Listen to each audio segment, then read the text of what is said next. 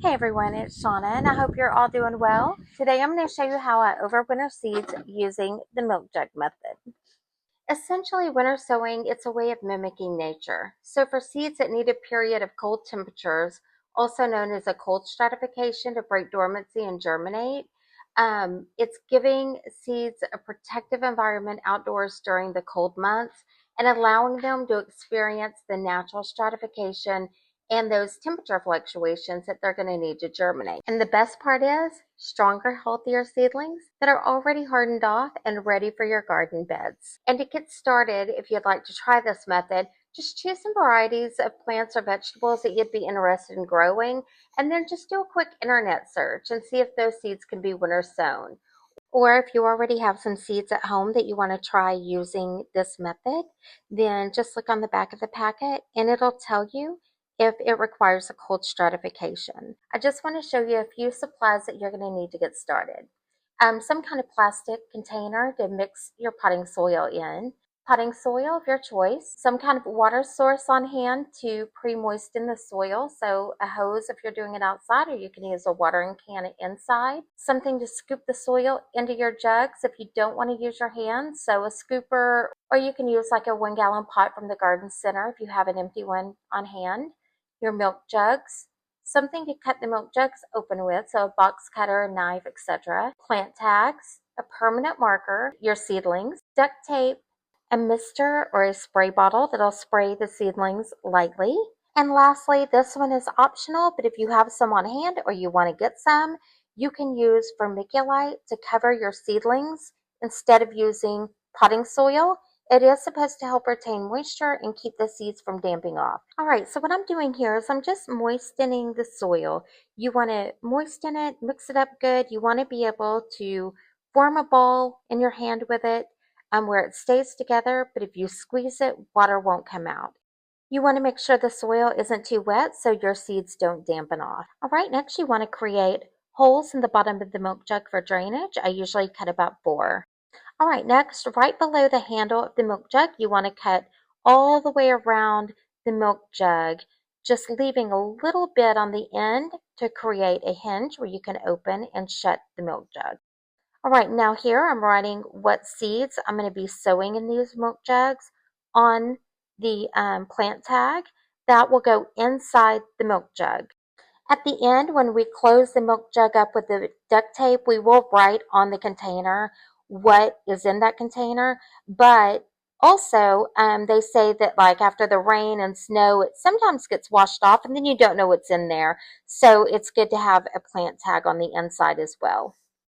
All right, and then here I'm just cutting the other milk jugs that I'm going to be using to sow the seeds. Right now we're going to start filling up the milk jugs with the soil. You want to pack it in good, make sure the air pockets are out, and I'm just filling the rest of these up. All right, and now we're going to sow the seeds. I'm putting quite a few in there because I figure later I can thin them out if I need to, but some of the seeds are so tiny, it's really hard to count them out and put just a few. So now I'm adding the plant tags. And these particular seeds that I was sowing, I don't remember which variety it was, but it says to sow those 1/4 to 1/8 of an inch deep. They need a little bit of light to germinate, so instead of pressing, putting them 1/4 of an inch deep in the soil, I'm just covering them with vermiculite. Um, but again, you can just use potting soil if you want to, or you can press them in like 1/4 of an inch and then cover them, however you prefer to do it. Now I am going to use the mister to kind of water the top and settle everything in. You want to use a mister or a spray bottle because you don't want to disturb the seeds too much.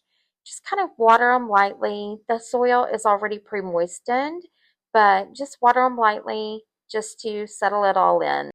Some seeds that you may sow say they don't need to be covered or buried at all and they need to be on top of the soil, just pressed in. In that case, I would just sow them on top, kind of press them into the soil a little bit with my fingers, like pat them on top just to make sure they have good contact. And then I would not use any vermiculite or potting soil to cover those seedlings. I do have a few of those, but not an example in this video. All right, and now that it's been watered in, what I'm going to do now is just take the duct tape, close the lid, put duct tape around that milk jug to secure it. You want to make sure the lid's off. You don't want the lid on because you want that natural rain and snow and sleet, ice, whatever you're getting to fall in that milk jug to keep it moist. So that's really the only thing after you have to watch for. You don't want it to dry out.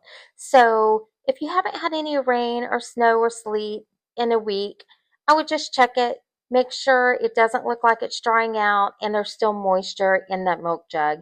If it looks like it's starting to get a little dry, take your mister and put it in the nozzle and give it some water to keep it moist. All right, and that's really it. I'll take these down and put them with the other milk jugs that I have in my garden area on a table where I'm overwintering those seeds.